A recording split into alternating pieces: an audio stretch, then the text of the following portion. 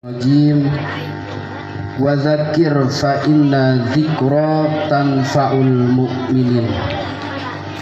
Wa qala Rasulullah sallallahu alaihi wasallam al mautu babun wa kullun nasi dakhiluhu. Al hadis sadaqallahul azim wa sadaqa rasuluhun nabiyul karim wa nahnu ala dzalika minasyahidin wassakirin walhamdulillahi rabbil alamin. Kaning bae sabelah ya. Yang kami hormati keluarga besar Ibu Sakarate. Ibu siapa? Ibu Dwi Agustina sekeluarga, yang kami hormati Sohibul Wilayah RW 08 Bapak Umar, yang kami hormati Sohibul Wilayah di RT 04 Bapak Aris Effendi, yang kami hormati segenap para asatid, wabil khusus hadir di tengah-tengah kita si Raja Berkat diborong imayo Bapak Ustadz Dayat beserta tim Hadroh Muhibul Mustafa. Kita doakan mudah-mudahan tim Hadroh banyak job keluar angkasa. Amin. Saat ngondang atuh. Yang kami hormati segenap kaum muslimin wal muslimat jamaah rahimakumullah. Alhamdulillahirabbil alamin, dengan inayah dan wasilah Ibu Dwi Agustina sekeluarga mengundang kita di malam hari ini tiada lain dan tiada bukan hanya meminta doa dari kita semua, yaitu suami tercinta Bapak Kuswitoyo yang malam hari ini adalah haul keempat ya Bu ya, haul keempat. Kita doakan mudah-mudahan almarhum Bapak Kuswitoyo dan almarhumah kita semua senantiasa ditempatkan di alam kuburnya di tempat yang mulia oleh Allah Subhanahu wa taala. Baik hadirin jamaah rahimakumullah. Ceng, ulah ribut ceng. Tuh. Kita mau diberi berkat ke aneh wae ya. Salah duduk kayak saya teh ini teh. Hadirin jamaah rahimakumullah. Malam hari ini kita semua memperingati haulnya Bapak Kuswitoyo. Perlu diingat dan perlu diketahui, sekaligus saya mau bertanya, Pak, Bu, apa itu yang namanya haul? Itu, haul berkat, ada berkat. Haul itu ulang tahun atau pertemuan 1 tahun, bertemu dengan 1 tahun disebut dengan haul. Cuman haul Bapak, menurut usul fikih, haul itu disebutkan sebagai lafadznya mustarok. Lafadz apa? Mustarok. Ini ilmu baru nih. Mudah-mudahan ilmu baru menambah rezeki baru. Amin. Lafadznya mustarok. Haul itu lafadznya mustarok. Wa ma huwal mustarok. Apa itu mustarok, Bu? Yang namanya mustarok, Pak, yang namanya mustarok versi ilmu usul fikih yaitu kaunuhu wahidan wa makna kasiron. Namanya satu tapi maknanya banyak, itu namanya mustarok. Termasuk lafadz haul itu maknanya satu, lafadznya satu tapi maknanya banyak, mustarok. Contoh, Bapak Aris Effendi orangnya satu, ya kan? Satu enggak? Satu. Oleh istrinya dibilang suami tercinta, ya enggak? Sama anaknya disebut ayah. Sama warga disebut Pak RT. Sama yang baru disebut ayang beb. Jadi kate. Nah, orangnya satu, Bapak Aris Effendi, tapi sebutannya banyak, itu namanya mustarok menurut usul fikih. Termasuk lafadz haul, Pak. Haul itu ada 4 makna sebenarnya. Yang pertama, haul karena sifatnya mustarok, mempunyai makna, mungkin ibu bapak sering baca. Makna haul yang pertama yaitu upaya. Apa? Upaya.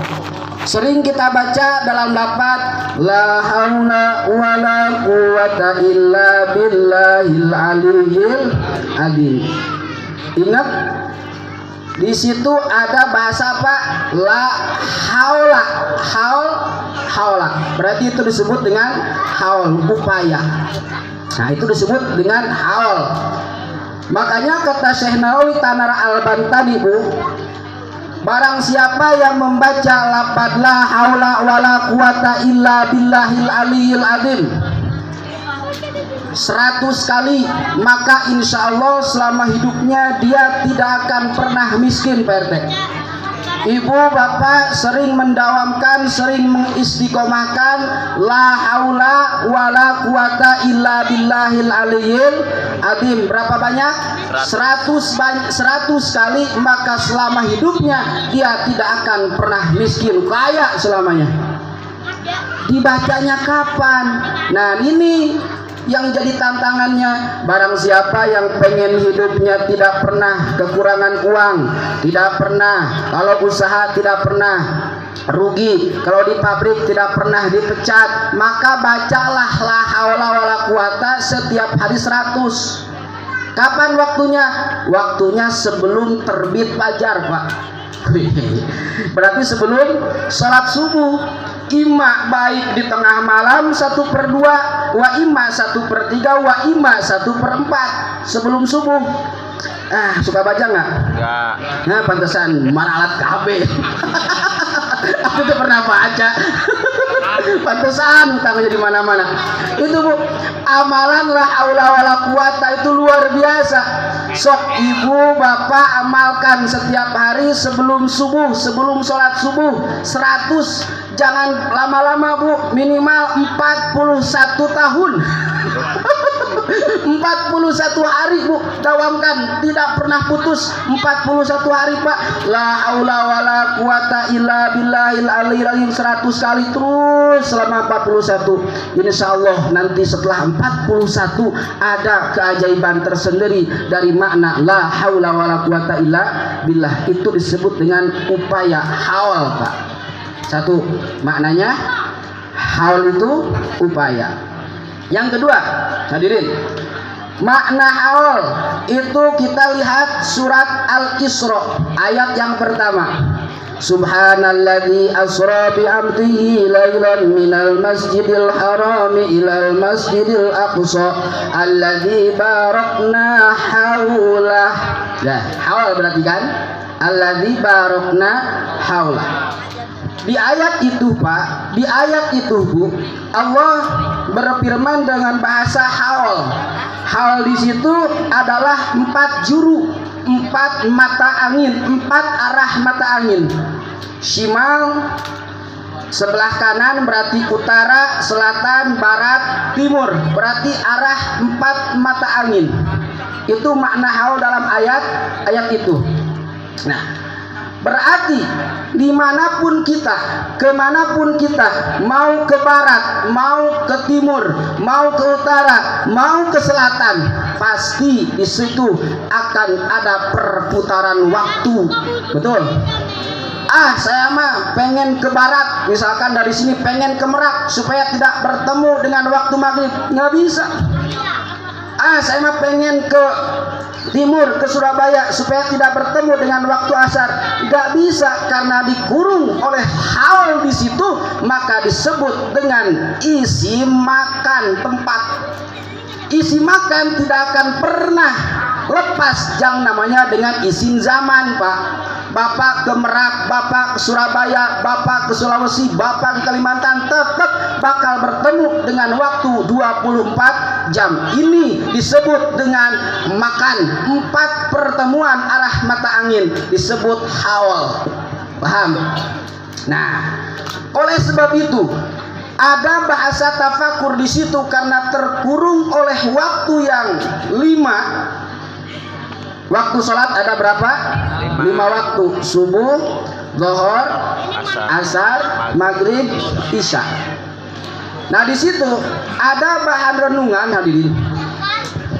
Lil ibarat waktu itu seperti waktu subuh, itu laksana seperti orang yang baru dilahirkan, usia 0 tahun sampai usia balik, usia 15 tahun, itu waktu subuh. Makanya orang yang waktu subuhnya bangun berjamaah, sholat ke musola, sholat ke masjid, baca Quran, baca sholawat, menghafal kitab ba'da subuh, yakin dia tidak akan pernah melarat hidupnya. Karena waktu subuh adalah waktu di mana sang anak dilahirkan tanpa ada dosa.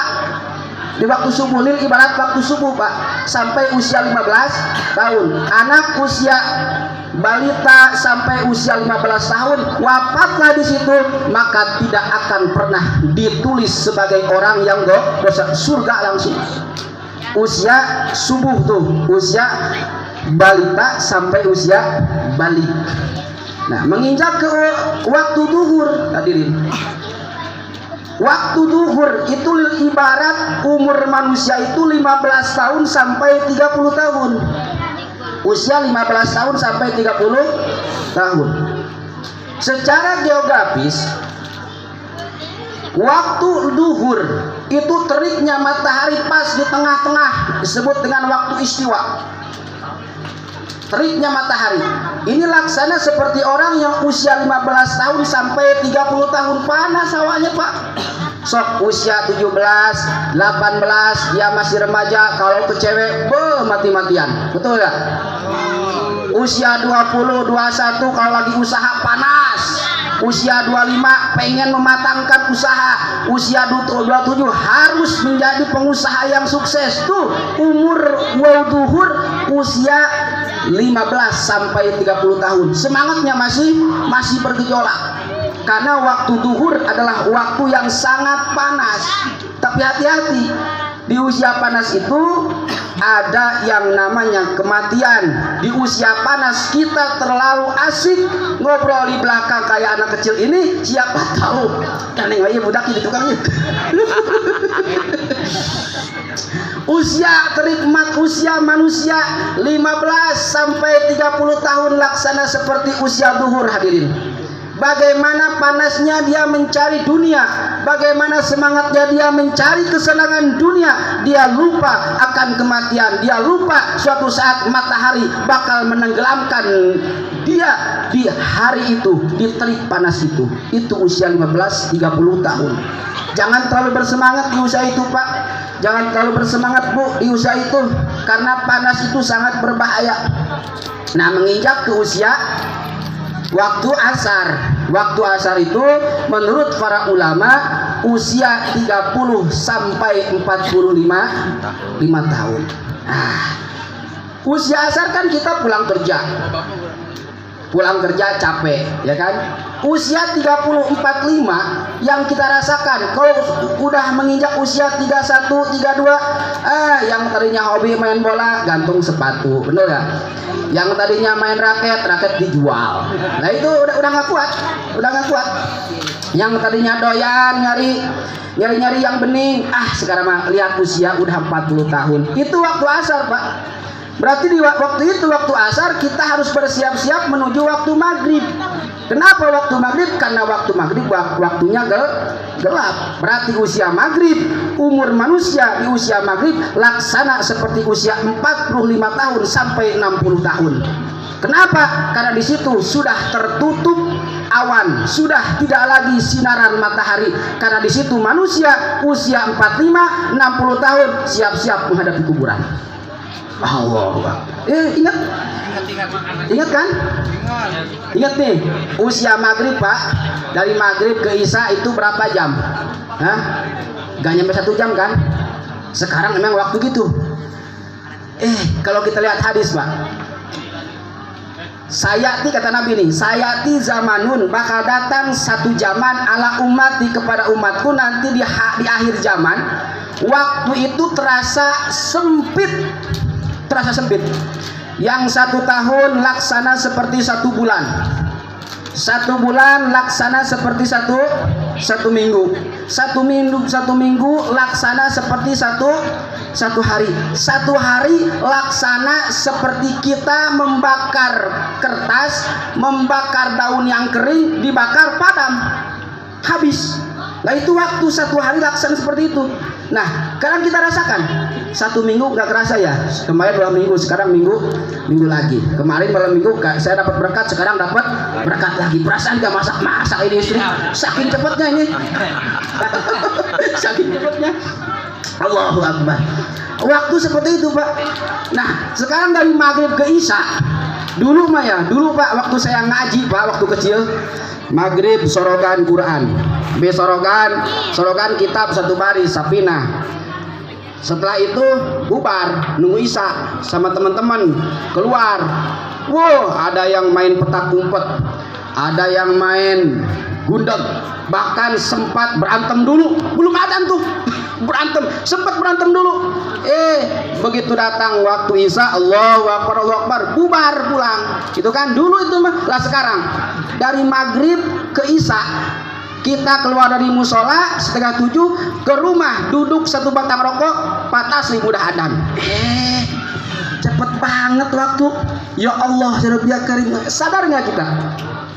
Itu waktu Pak, waktu semakin sini semakin sempit. Ya Allah, ya Rabbi Karim. Makanya usia 45 tahun sampai usia 60 tahun lil ibarat waktu maghrib ke waktu isya. Siap-siap Pak.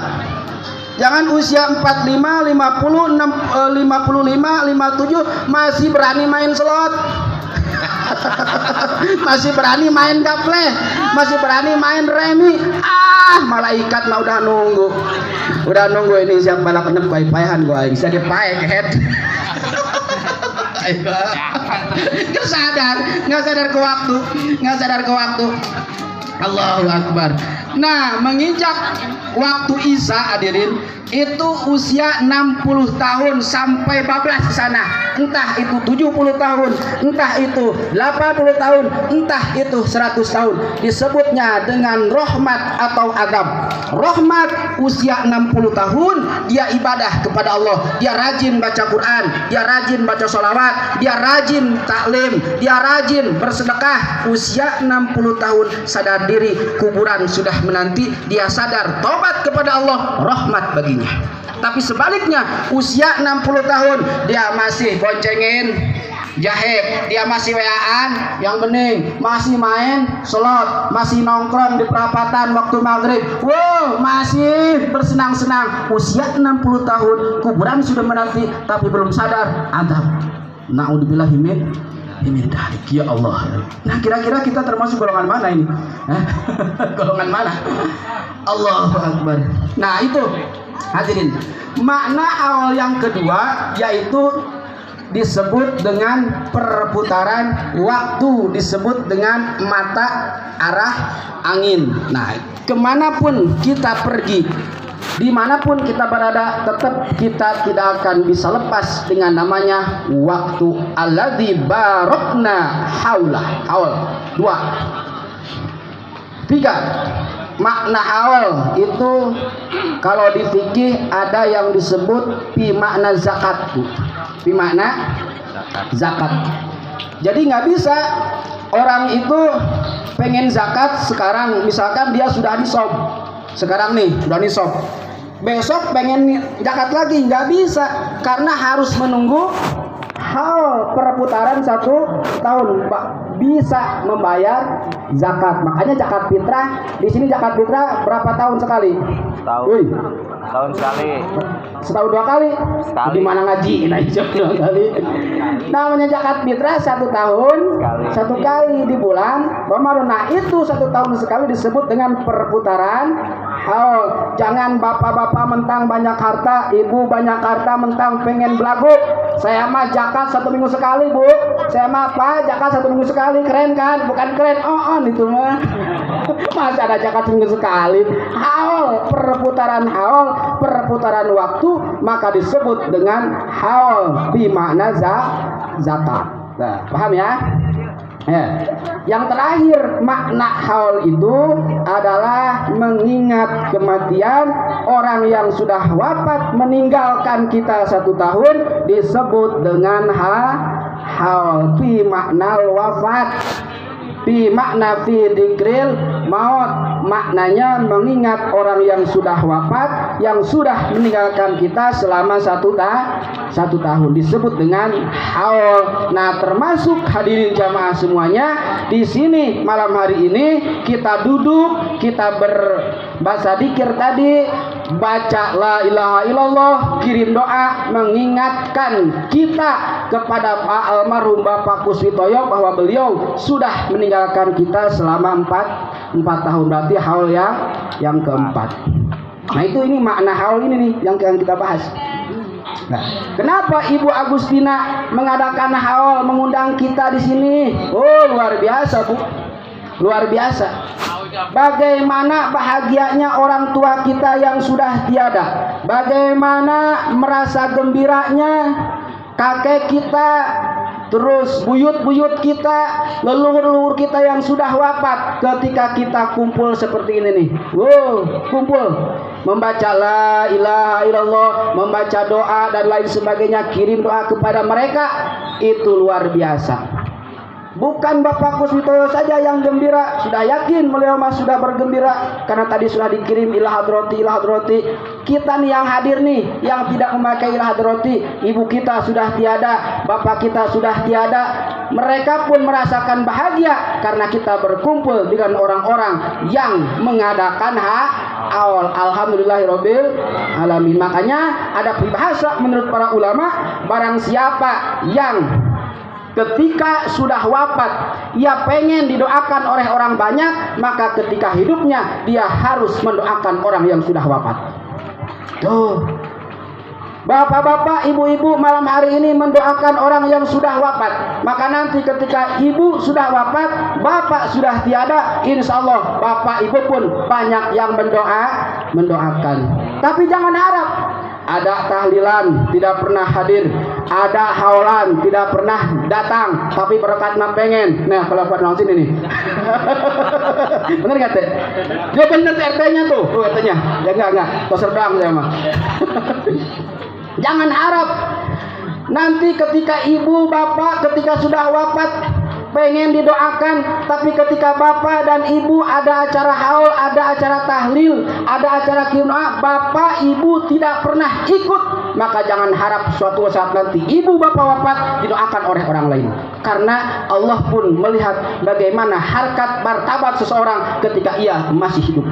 Dia sering mendoakan orang yang sudah wafat, ketika dia wafat banyak yang mendoakan. Dia tidak pernah mendoakan orang yang sudah wafat, maka ketika wafat pun dia tidak akan pernah didoakan. Jangankan oleh orang-orang banyak, jangankan oleh para tetangga, anaknya pun sendiri, anak kandung pun tidak mau mendoakannya. Na'udzubillahi min dalik. Makanya bersyukur kita semua malam hari ini bisa duduk, berkumpul, baca Quran, baca dzikir, ngirim Fatihah kepada ahli kubur. Ini sangat luar biasa. Nah, lalu pahalanya seperti apa sih hingga Ibu Agustina mengundang kita semua, bahkan ada tim hadroh segala? Luar biasa. Hadirin jamaah rahimakumullah, pahala orang yang sudah wafat itu sangat berarti, dan sangat berharga. Karena orang yang sudah wafat itu kalgorkil mugawas, laksana seperti orang yang tenggelam di tengah lautan. Bapak ibu tenggelam di tengah lautan, tidak ada yang bisa menolong. Mau tenggelam, tolong. Tidak ada yang bisa menolong di tengah lautan. Nah, neta. Motor. Itu tuh, makanya bro. Nah, ibu laksana bapak seperti orang yang tenggelam di tengah lautan. Santap kan itu melong naik motor batu deh. Seperti orang yang tenggelam di tengah lautan, hadirin. Tidak ada yang bisa menolong, walaupun harta banyak, walaupun kekayaan melimpah ruah, tapi tidak bisa menolong. berarti yang bisa menolong hanya setetes doa dan doa. Allahu Akbar. Haul termasuk salah satu rangkaian kirim doa. Kalau kita lihat rincian pahala sodako, Bu, Ibu sering mendengar tahlilan, ya kan? Bapak sering mengadakan tahlilan di malam pertama. Di malam pertama. Di malam pertama, jikalau Bapak Ibu mengadakan tahlil, lalu Ibu Bapak memberikan sesuap nasi, Ibu Bapak memberikan sedekah, wabil khusus pahalanya dihususkan kepada almarhumah di malam pertama. Itu pahalanya, Bu, pahalanya Pak sampai 3 hari itu. Oh, sampai 3 hari. Ketika sudah memasuki hari ketiga, Ibu Bapak bersedekah kembali. Sok kumpulkan orang-orang, sok kumpulkan tetangga. Yuk tahlilan di malam ketiga, bikin berkat, bikin besek. Hadiahkan berkat besek, makanan dan lain sebagainya dihususkan kepada ahli kubur. Maka di tanggal di hari ketiga pahalanya sampai hari ke-7. Tuh, 450, nggak usah tahlil. Nggak usah tahlil karena sudah ke cover. Wah, kalau gitu mah 2 sampai 45 nggak usah tahlil. Bukan nggak usah tahlil. Kalau kita tahlil di tanggal 2, tanggal 4, tanggal 5, itu mah lebih hebat. Seperti ginilah logikanya. Bapak punya anak di pesantren, jatah nengok itu 1 minggu sekali. Nih jatah kamu 1 minggu, besok Bapak balik lagi ke sini minggu depan. Ternyata hari Kamis, hari Jumat dikirim lagi, itu kan belum saatnya sudah dikirim. Berarti anak santri, gue senang, belum jatahnya sudah datang. Gue banget itu. Lah itu makanya nggak ada ruginya. Nah, sampai 7 hari kembali ngadain yasinan, ngadain sodako, mau berkat pulang. Itu pahalanya kepada ahli kubur di tanggal 7 sampai tanggal 40 sampai 40 hari. Makanya 8, 9 sampai 39 nggak ada tahlil kan? Karena sudah ke-cover oleh hari ke-7. Nah, setelah 40 hari mengadakan kembali, yuk bapak-bapak, yuk ibu-ibu tahlil, acara 40 hari.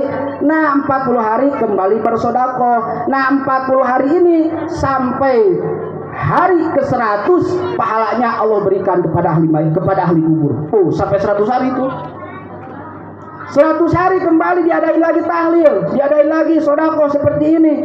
Pahalanya sampai 1 disebut dengan haul.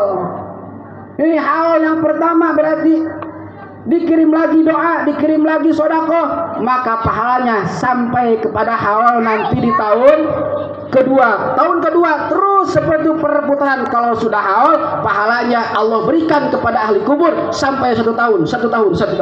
Nah, ini malam hari ini Ibu Dwi Kustina nanti memberikan saya berkat. Catat nih Berte. Siap. Oh dia sok gitu dah. Maka pahalanya nanti akan sampai ke haul yang kelima.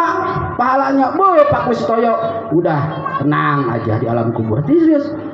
Karena kan ahli kubur itu, Bu, Pak, bagaimana kondisi kita saat ini yang masih ada ahli warisnya.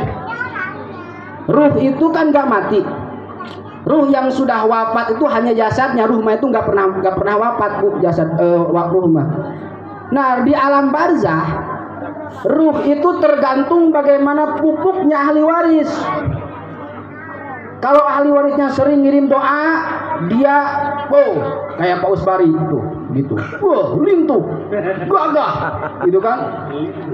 Karena dikirim terus doa oleh alatnya, dikirim doa terus oleh tetangganya, senang.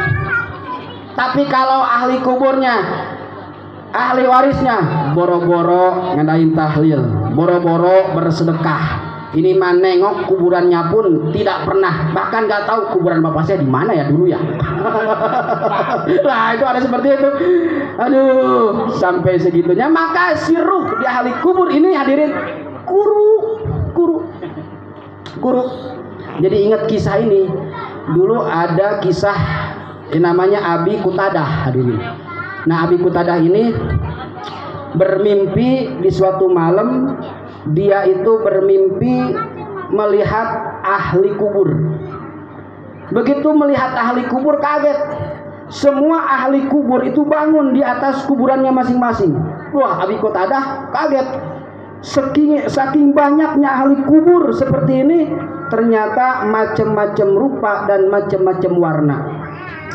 Ada yang lagi menangis, ada yang lagi ngelamun, ada yang lagi galau, ada yang lagi ngopi dan ngerokok, ada yang macam-macam di sana. Ada yang bercahaya, ada yang padam cahayanya. Lah, Abi Qutadah hadirin penasaran, bertanya kepada seorang ahli kubur yang tidak bercahaya, sedangkan yang lain bercahaya. Kaget Abi Qutadah, ini ada apa? Yang lain bercahaya, sedangkan ada satu orang yang tidak bercahaya. Lalu Abi Qutadah bertanya, wahai fulan, kenapa engkau beda dengan yang lain? Yang lain mah bercahaya, engkau mah padam. Yang lain mah berseri, engkau mah menangis. Jawabannya apa? Kata ahli kubur, ya waliullah, saya min ahlil masakin. Aku itu termasuk golongan dari ahli miskin. Ahli miskin gimana? Saya mobil banyak, kontrakan banyak, perusahaan banyak, tapi saya tergolong miskin, sehingga saya menjadi gelap. Kok bisa? Gini waliullah, saya itu punya anak 3. Yang pertama dia menjadi manajer, yang kedua dia menjadi supervisor yang udah gagal lah. Pokoknya sudah lah urusannya dunia. Mereka tidak pernah mengirimkan aku doa walaupun hanya sekali ba'da sholat. Minimal Fatihah nggak ada. Apalagi sodako berkat seperti ini nggak ada. Boro-boro. Dia urusannya dunia. Sehingga aku merasa sakit hati dengan anak-anakku. Aku meninggalkan banyak warisan, tapi anak-anakku tidak pernah memberikan balasan kepadaku berupa doa. Kalgorkil mugawas. Lalu apa yang kamu minta?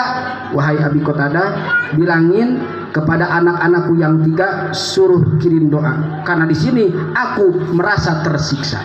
Tuh, aku merasa terhina. Orang-orang mah bercahaya, masa saya tidak bercahaya? Aku malu punya anak sukses tapi tidak pernah mengirimkan doa.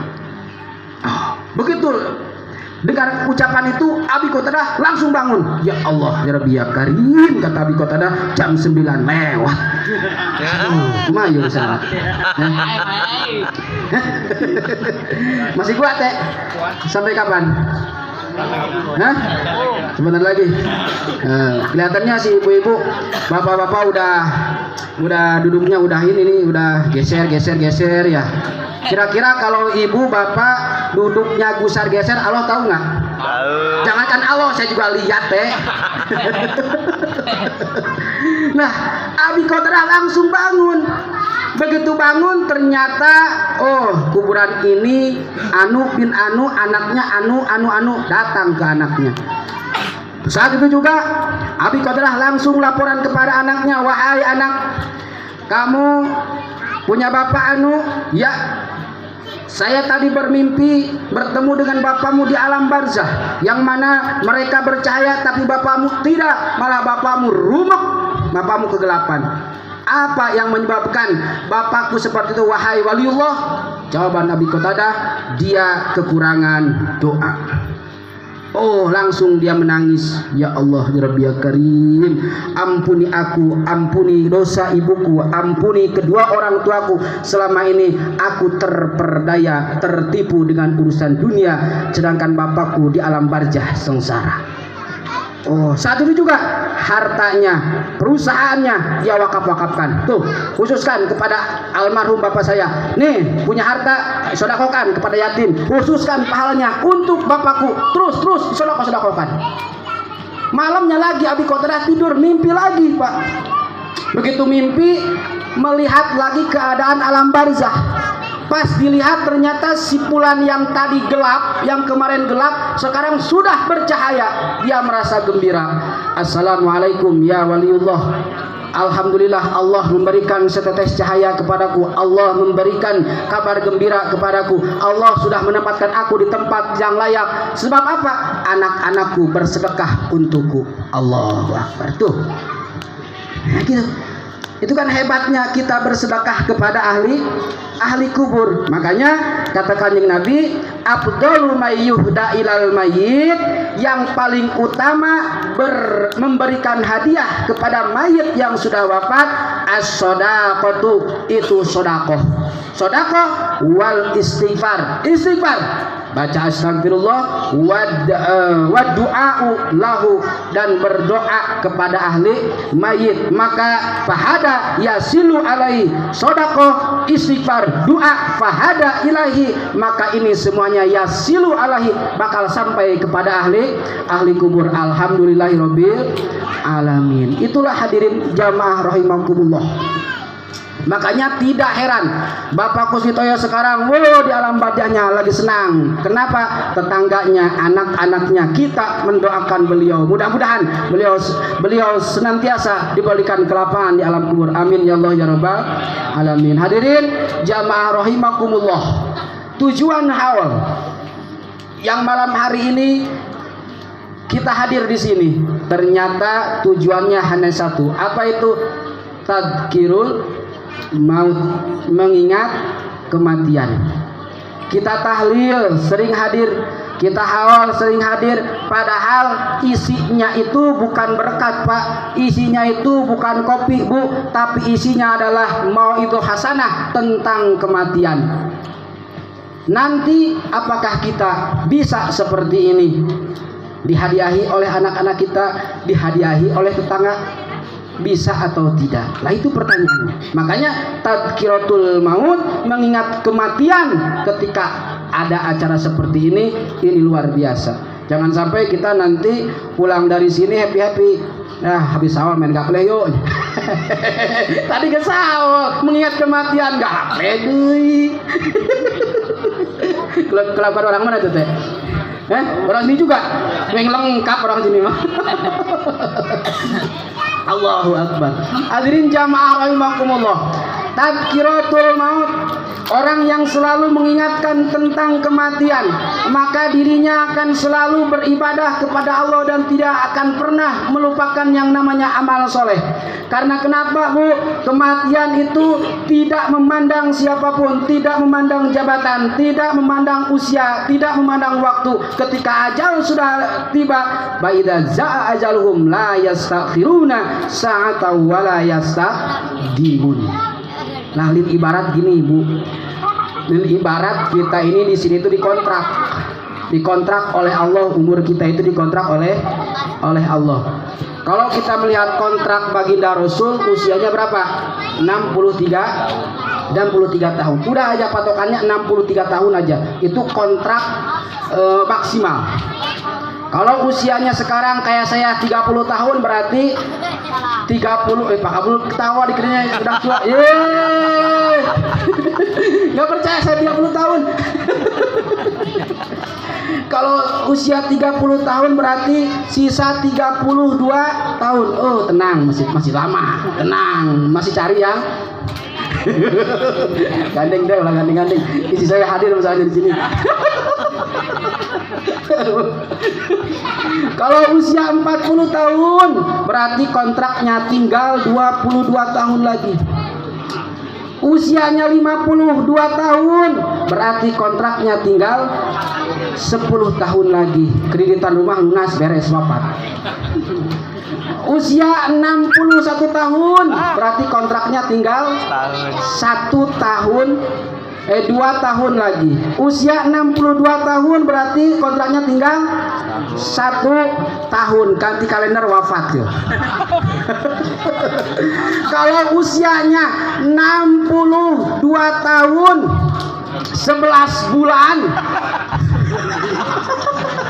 usianya berapa lagi? 1 bulan lagi, gajian habis. Gajian wafat. Nah, usia seperti itu hadirin. Kontrak kita 63 tahun baginda Rasul. Usia kita berapa sekarang? Ingat ke situ.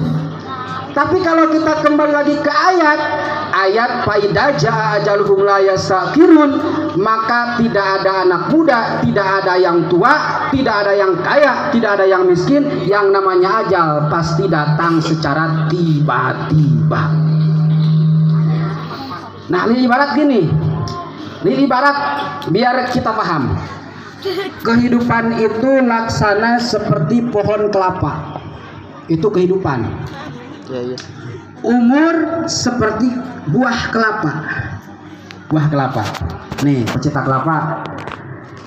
Umur laksana seperti buah kelapa. Lihat kelapa berbagai macam usia. Ada yang baru keluar disebut dengan cengkir. Naik ke agak gede yang kayak anak usia 2 tahun oleh itu apa? Nah, itu buat pengantin. Degan malain itu mah. Itu yang baru ketika di magar. Itu ketika di sendok, wih, kayak itu tuh, kayak anak usia 2 tahun. Ini Bang Abdul asin itu. Oleh-oleh. Nah, ada lagi degan, dawegan. Nah, itu kan ada lagi yang tua, yang kering, ada lagi yang lebih tua buat bibit. Nah, itu laksana umur seperti itu. Umur. Nah, kelapa, Pak. Ketika kelapa mau jatuh, dia lihat gak? Oh, saya masih muda, gak mungkin jatuh. Saya mah udah tua, pasti jatuh, gak bisa. Ya kan? Ketika butuhnya apa, ya diambil. Saya mah buat wuduk. Saya mah mau bikin wuduk buat besok maulid di Atakwa. Bikin wuduk yang banyak, kelapanya nyolong. Udah gak beres nih. Nah, maka yang diambil bukan yang muda, tapi yang tua diambil. Duh, saya mah besok mau nikah, pengantin baru harus kuat nih. Ambillah yang leho, ambil. Saya mah buat main-main aja, anak pengen main kelapa, main sepak bola biar kuat gitu. Ambil yang cengkir, diambil. Saya mah pengen yang bikin es kelapa, ambillah yang dawegan. Nah, itu umur seperti itu, Bu.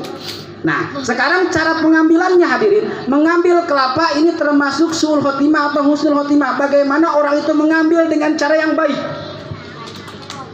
Saya butuh dawegan nih, berarti usia muda nih, usia seperti Pak Dayat lah gitu.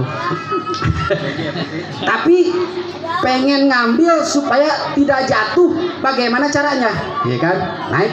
Naik bawa tambang. Begitu dipetik, diikat, terus turun ke bawah supaya si kelapa ini tidak jatuh, bluk gitu kan? Pelan-pelan. Itu ibarat ruh kita dicabut oleh malaikat. Pelan-pelan sampai bawah, selamat, husnul khotimah. Saya mah gak bisa manjat, tapi saya butuh buat bikin wuduk yang tua. Gak bisa manjat. Gimana caranya ya? Ada bambu. Bambu. Pakai bambu, gresek. Cabut tuh seperti itu. Dipaksa. Cekrek. Kubrak. Suul khotimah. Allahu Akbar. Emang gak jadi bahan tafakur itu kelapa Pak Umar di musola? Bahan tafakur sebenarnya itu. Wah, saya mah Kata malaikat nih, saya mah nggak butuh yang tua, nggak butuh yang muda, pokoknya semuanya harus habis. Bagaimana caranya? Wah, tsunami bener. Ditebang pakai seco, gerak, mau muda mau tua, selesai habis semuanya. Tsunami, yang tua, yang muda, yang beriman, yang kafir, habis semuanya, ditebang pohonnya. Tuh cara kematian seperti itu. Allahu Akbar. Bagaimana kita menyikapi dan menanggapi kematian itu? Nah, supaya kita selamat, meninggal dalam keadaan husnul khotimah, laksana seperti kita ngambil kelapa pelan-pelan ke bawah supaya sampai selamat ke bawah. Bagaimana caranya kita mencari hidup sukses, meninggal pun sukses, husnul khotimah? Bagaimana caranya? Beramal dengan sempurna. Maka di akhir pertemuan ini ada satu amal yang bisa membuat bapak-bapak, ibu-ibu husnul khotimah. Amin. Siap diamalkan, Bu? Siap? Insyaallah. Nah, ini amalannya gampang. Amalannya gampang. Cuman susah nih ngamalinnya. Amalannya gampang, cuman susah. Cukup ibu bapak mendawamkan surat Al-Ikhlas sehari 100 kali. Oh, 100 kali. 100 kalimat itu Pak Kabul gak nyampe 6 jam, 10 menit. Kalau itu bisa baca kulhunya. Baca kulhu sehari 100, sok dawam. Kalau bisa sekaligus ba'da subuh, kul wallahu ahad, kul wallahu ahad, kul wallahu ahad. 100 kali hadirin. Maka nanti orang yang selalu mendawamkan bacaan Al-Ikhlas, ikhlas disebutnya kan, maka nanti malaikat Azrail, sang pencabut nyawa, akan mencabut ruh kita dengan ikhlas, pelan-pelan. Tapi dengan syarat baca surah Al-Ikhlas sehari 100 kali. Sok dawamkan. Apalagi kalau lagi sakit. Udah ibu bapak, kalau lagi sakit gak usah beli obat, gak usah berobat, cukup baca kulhu. Ngapain ke rumah sakit? Ngapain ke klinik? Sudah baca kulhu. Lagi panas, lagi sakit, lagi ripuh, lagi repot, udah baca kulhu. Insya Allah besok pun wafat.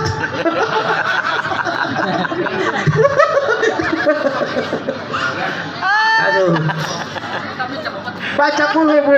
Lagi sakit ibu, lagi repot, udah bacaannya kul huwallahu ahad. Apalagi lagi sakit, idza marido, tatkala satu hamba dia sakit, ketika dia lagi sakit, ketika yaqra'a, maka bacalah suratul Al-Ikhlas, maka ketika dia sembuh Allah angkat penyakitnya, ketika dia wafat Allah jadikan husnul khotimah. Tuh kul huwallahu ahad sehari 100 kali. Andai kata ibu bapak tidak sakit tapi selalu mendawamkan suratul Al-Ikhlas, ternyata surah Al-Ikhlas bisa melunaskan hutang, Bu. Amin. Kalau hutangnya orang banyak.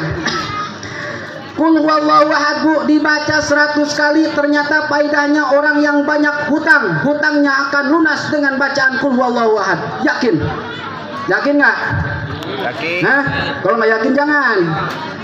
Di mana sih, Bu, hutang lunas 10, Bu? Dibayar hutang mah.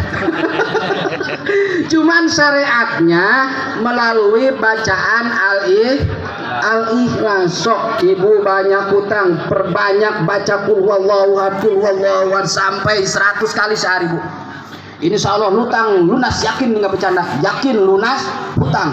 Asalkan ibu bapak bekerja, ketika punya uang niatkan untuk membayar hutang, bukan hutang lah. Kan dulu itu, Bu, dulu ada cerita di kitab Uspuriyah di zaman Kanjeng Nabi. Di zaman Kanjeng Nabi ada orang yang banyak hutang puluhan juta, Pak, hutangnya banyak. Wafatlah ceritanya nih si orang ini nih.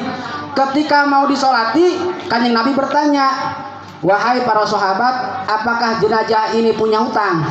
Oh, banyak. Kreditan rumah belum kelar, motor masih 3 tahun kurang 2 bulan. Oh, wah, kata Kanjeng Nabi, enggak, saya nggak mau nyolati, silahkan kalian solati. Aku nggak mau menyolati orang yang masih ada sangkut paut dengan hutang piutang. Makanya fikih di situ membagi, ketika seorang jenazah diletakkan di masjid, di musola untuk disolatkan, dia masih terikat hutang, maka semua sholatnya tidak akan diterima. Ya, sholat jenazah. Makanya kita jangan salah. Kan ada orang nih menyolatin. Ini kalau ada sangkut pautnya hutang piutang, tolong nanti dilunasin atau diselesaikan dengan ahli waris. Harusnya itu sebelum sholat, Pak, bukan setelah sholat. Nah ini ketika Kanjeng Nabi pun sama seperti itu. Ketika banyak orang yang mau menyolati tapi dia punya utang, Kanjeng Nabi nggak mau jadi imam. Udah, kalian aja yang sholat. Kanjeng Nabi pulang. Nah sahabat kaget, Kanjeng Nabi nggak mau nyolati orang yang banyak utang. Lah sedangkan kita kan ini muka-muka utang kabeh. Berikan rumah belum, kelar mobil belum. Oh, motor mau niat lagi besok ngedit lagi motor itu. Cuma begitu Kanjeng Nabi pulang ke rumah, ada ilha, ada mukjizat, datang malaikat Jibril alaihissalam kepada Kanjeng Nabi. Assalamualaikum ya Nabiullah, assalamualaikum ya Rasulullah. Waalaikumsalam, waalaikumsalam ya Jibril. Ya Rasul, kenapa sampean tidak mau nyolati orang itu? Kata Kanjeng Nabi, wahai Jibril, aku tidak mau menyolati orang yang banyak hutang. Kata Jibril, jangan salah wahai Muhammad. Dia itu memang secara dohir banyak hutang, tapi dia sudah membayar semua hutang-hutang. Kanjeng Nabi kaget, kapan dia bayarnya? Tahu kan? Jibril menjawab, wahai Muhammad, ketika dia najak, ketika ruh dicabut sampai tenggorokan, najak disebutnya, dia banyak hutang pikirannya, tapi dia hakikatnya ada malaikat yang menyerupai dia kepada orang yang pernah dia hutangi datang. Saya punya hutang berapa? 10 dinar, bayar. Saya punya hutang berapa? 10 dinar, 10 dinar. Malaikat yang membayar ke setiap rumah orang yang dia hutangi. Begitu selesai hutangnya lunas oleh malaikat bayar, baru keluar ruhnya. La ilaha illallah. Hanya Nabi kaget. Yang benar Jibril, benar. Lalu apa yang menyebabkan malaikat mau membayar hutang si fulan tadi? Kata malaikat, wahai Muhammad, bilang kepada umatmu, bilang kepada orang-orang musyrikah yang banyak hutang, man qara'a suratul ikhlas, barang siapa yang membaca suratul ikhlas marrotan 1 kali, terus setiap hari sampai 100 kali, dawamkan selama 41 hari, maka lunasnya akan Allah lunasi dengan cara malaikat membayarkan. Wih, luar biasa. Ternyata Pak, si orang ini ketika nazar dia dibayarkan hutangnya oleh malaikat lunas semua tuh. Suratul Al-Ikhlas dia dawamkan sehari 100 kali. Allahu Akbar. Hebat kan? Gampang kan? Nah, makanya siap-siap yang punya utang, udah hutang seenaknya, baca kulhu seenaknya, nanti malaikat yang mimpi itu mah. Atau dibayar.